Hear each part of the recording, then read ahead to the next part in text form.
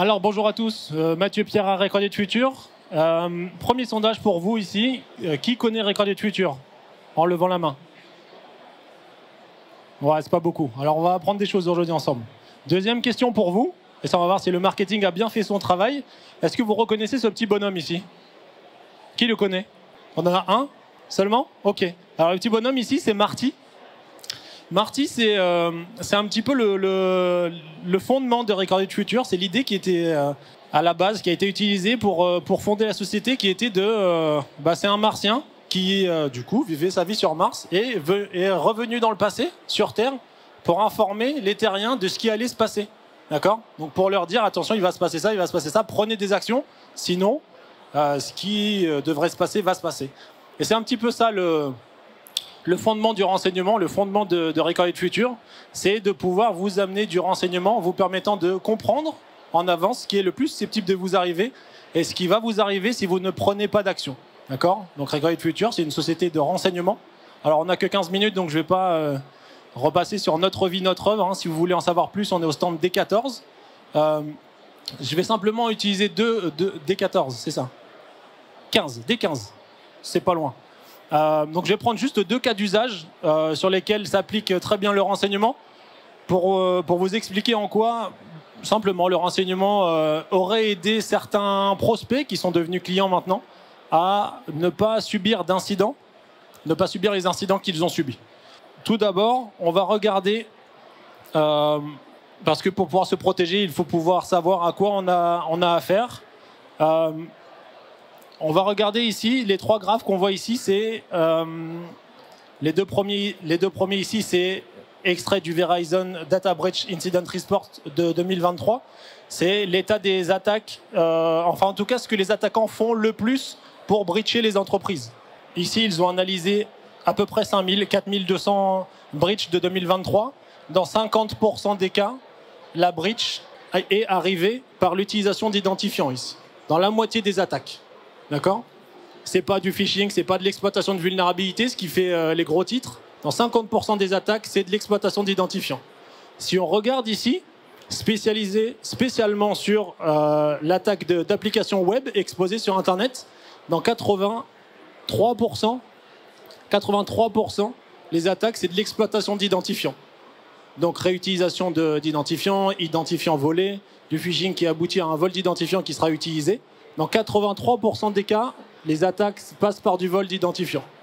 D'accord? Donc ça, c'est déjà un renseignement très important. Si vous vous demandez à quel type d'attaque je vais avoir à faire face, est-ce que je dois, je ne sais pas, déployer un EDR, un scanner de vuln ou je ne sais pas quoi?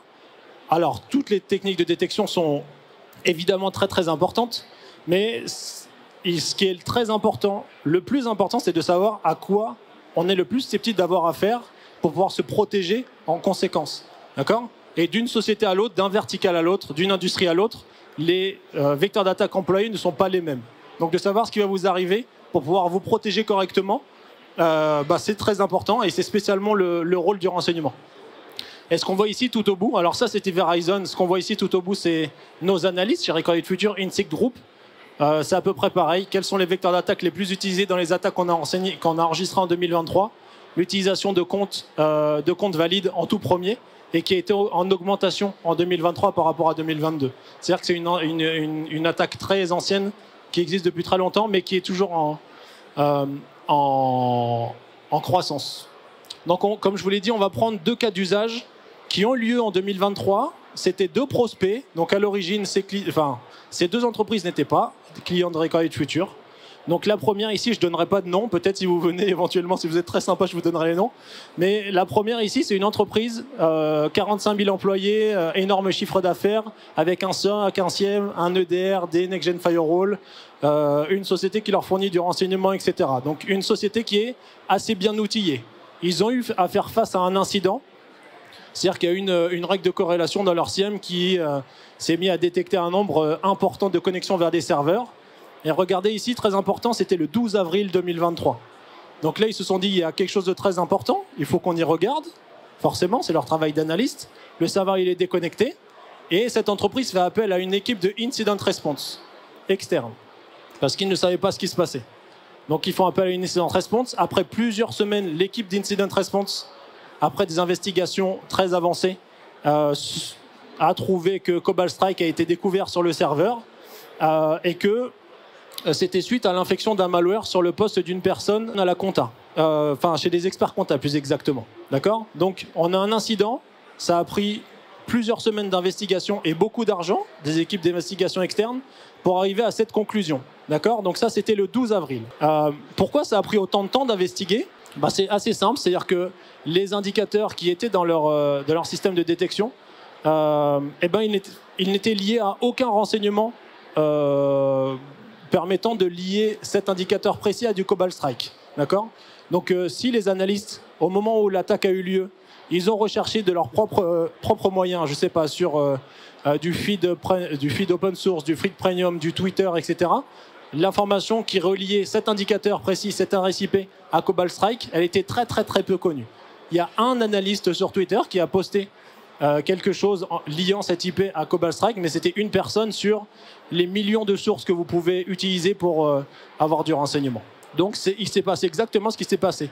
Il y a eu une connexion depuis un de leurs postes vers l'extérieur.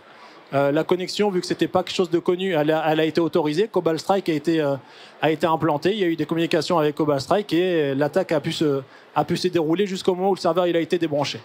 Donc ça, c'était sans Recorded Future. Et je trouve qu'un peu plus tard dans l'année, vers mai-juin, cette entreprise, elle a commencé à tester Recorded Future suite à cet incident pour se dire comment j'aurais pu être meilleur dans ma prévention. D'accord? Donc en regardant les données de Recorded Future et en regardant du coup dans le passé, au moment de l'investigation, d'accord? Donc l'incident, il s'est toujours passé ici. Il se trouve qu'on avait l'information depuis plus d'un mois que cette IP était liée à du Cobalt Strike. D'accord? Donc là, si le client avait eu du Recorded Future à ce moment-là, ici, depuis le 30 mars, sachant que l'incident il a eu lieu le 12 avril, le 30 mars, il aurait su que cette IP c'était un sitôt de Cobalt Strike, l'IP aurait été bloquée et il n'y aurait pas eu d'incident du tout. Fin de l'histoire. D'accord? Donc ce qui a pris des semaines d'investigation, beaucoup d'argent et de temps, de ressources, il y aurait eu 0 incident. Ils auraient pu passer à autre chose. Ok? C'est ça le rôle du renseignement. Mais c'est pas seulement ça.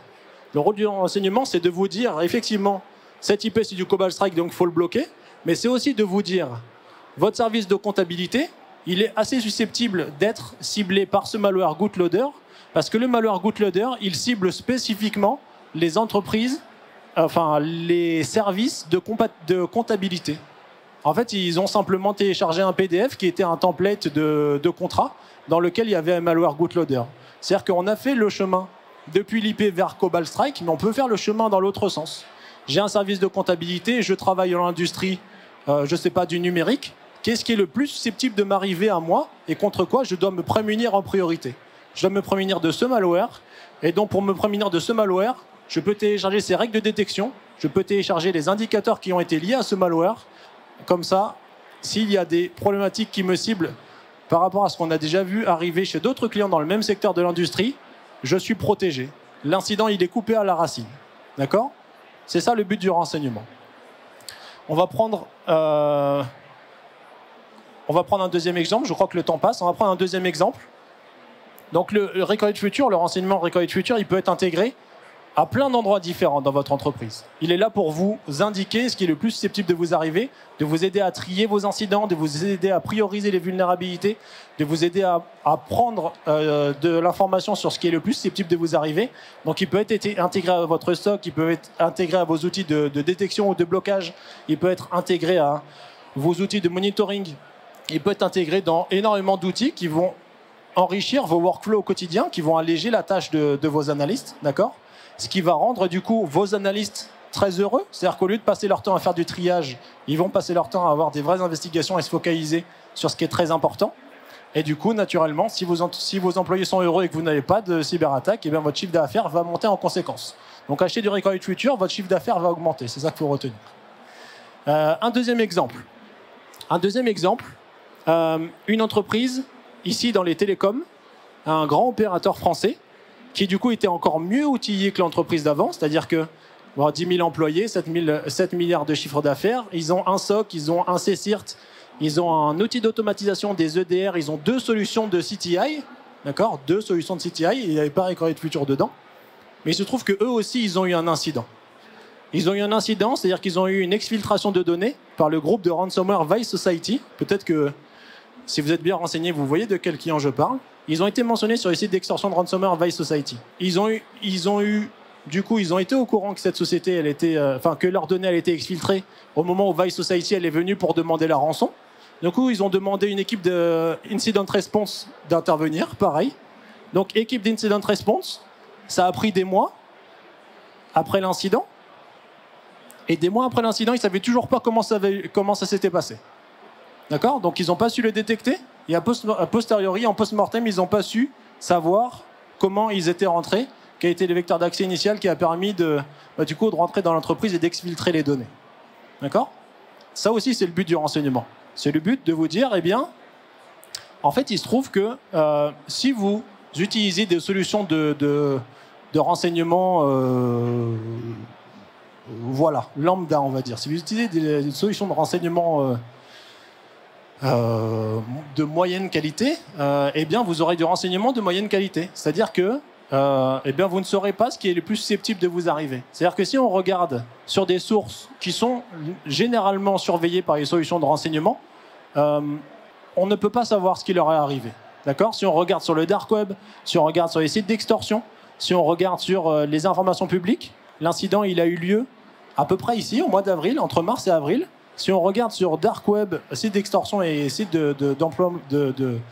d'événements publics, on ne peut pas savoir ce qui s'est passé. D'accord? On ne peut pas les blâmer. Les solutions de renseignement, visiblement, il ne s'est rien passé.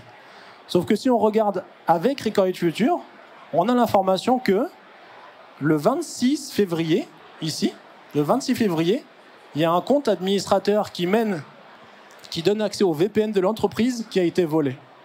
D'accord? Ça, c'est une information qui est confidentielle. Elle n'est pas trouvable en open source, elle n'est pas trouvable sur les dark web markets. L'information a été volée le 16, on l'a récupérée le 18. Et donc, si on reprend du coup la timeline, en appliquant le renseignement de Recorded Future, l'identifiant qui mène à un VPN de cet opérateur public a été volé le 25. On a récupéré l'information le 26. Le 26, ils ont l'information que le credential menant au VPN il a été volé, il n'y a pas d'incident. L'identifiant, le mot de passe, il est réinitialisé, les cookies de session, ils sont killés, il n'y a pas d'incident. Ça s'arrête au 26 février.